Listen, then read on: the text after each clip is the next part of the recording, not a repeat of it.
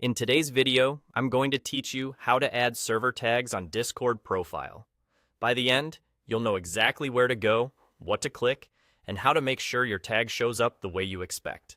Server tags are short labels that appear on your profile inside a specific server.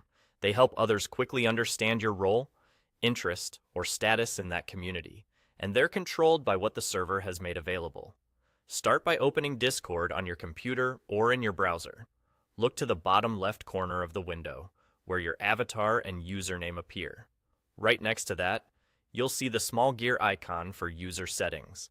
Click that to open your settings.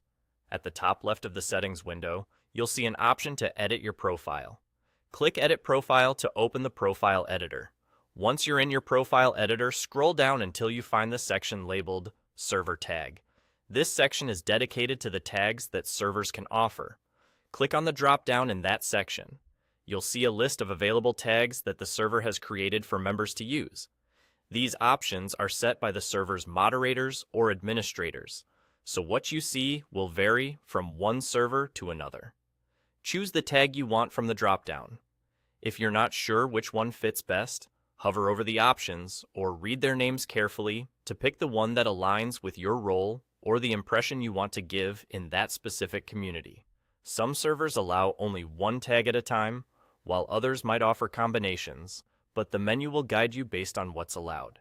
After you've made your selection, look for the Save Changes button, usually at the bottom right of the window.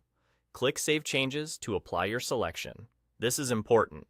If you close the window without saving, your choice won't stick and you'll have to do it again. Once saved, your server tag will appear on your profile for members of that server to see. That's all there is to it. If you don't see a server tag section or the drop-down is empty, it likely means the server hasn't set up tags yet, or you may need certain permissions or roles to access them. In that case, check with a moderator or try again later. Also, make sure your Discord app is up to date so new profile features appear as expected.